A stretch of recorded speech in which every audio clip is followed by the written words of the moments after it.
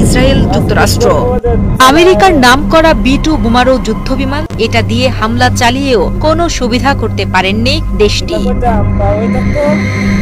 12 দিন ধরে চলা ইরান ইসরায়েল যুদ্ধবিরতির পরই গোপনীয়তা ভেঙে যেন সবাইকে চমকে দিয়ে খামেনি সামনে এসে মার্কিন যুক্তরাষ্ট্রকে হুঁশিয়ারি দিয়ে জানান, পরমাণু ইস্যুতে ইরান কখনোই মাথা নত করবে না।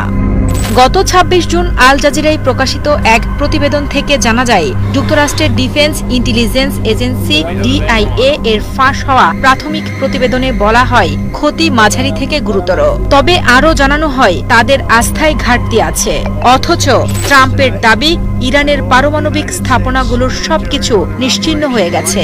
এই বিতর্ক গুরুত্বপূর্ণ ছিল কারণ এর উপরই নির্ভর করছিল ইরানের পারমাণবিক বোমা তৈরির সক্ষমতা সত্যি সত্যিই শেষ হয়েছে কিনা। ইসরায়েল তা বরাবরই ইরানকে পারমাণবিক বোমা তৈরির অভিযোগে অভিযুক্ত করে আসছে, আর ইরান বলছে তাদের কর্মসূচি শান্তিপূর্ণ। যদিও আমেরিকার গোয়েন্দা সংস্থাগুলো জানায় ইরান পারমাণবিক বোমা বানাচ্ছে না, তবুও ট্রাম্পের দাবি ছিল ভিন্ন। এত সব দ্বিমতের মধ্যেও একটা বিষয় পরিষ্কার, ইরান তাদের পারমাণবিক কর্মসূচি চালিয়ে যাবে।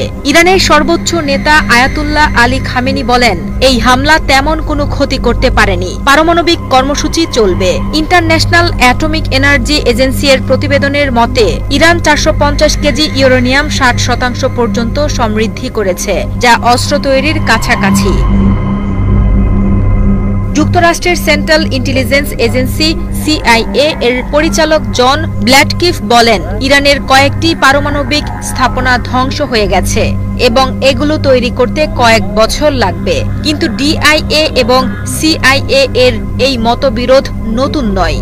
2003 সালেও সাদ্দামের অস্ত্র নিয়ে তাদের মধ্যে মতপার্থক্য ছিল। ট্রাম্পের জাতীয় গোয়েন্দা পরিচালক তুলসী গাবার্ডো প্রেসিডেন্টের মতের পক্ষেই কথা বললেন, যদিও আগে তার বক্তব্য ভিন্ন ছিল।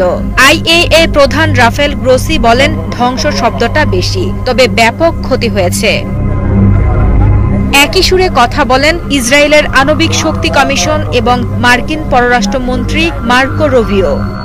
2015 সালের joint comprehensive plan of action JCPA চুক্তি, যেটি 2018 সালের একতরফাভাবে ট্রাম্প বাতিল করেছিলেন, সেটি ছিল ইরানের পারমাণবিক কর্মসূচি নিয়ন্ত্রণের একমাত্র চুক্তি। এই চুক্তির আওতায় ইরানকে শান্তিপূর্ণভাবে ইউরেনিয়াম সমৃদ্ধি করার অনুমতি দেওয়া হয়েছিল। ট্রাম্প বলেছিলেন তিনি এই চুক্তিতে ফিরবেন না, তবে নতুন কোনো চুক্তির সম্ভাবনা উড়িয়ে দেননি। তবে ইরানের গার্ডিয়ান কাউন্সিল IA এর সাথে সহযোগিতা স্থগিত করার বিল অনুমোদন করেছে, যা জাতিসংঘের তদারকি গ্রহণের অনীহা প্রকাশ করে। ট্রাম্প চাচ্ছেন ইরান যেন পারমাণবিক কর্মসূচি পুরোপুরি বন্ধ করে দেয়, আর ইঙ্গিত দিয়েছেন যদি ইরান তা না মানে তবে যুক্তরাষ্ট্র বা ইসরায়েল আবারও হামলা করবে।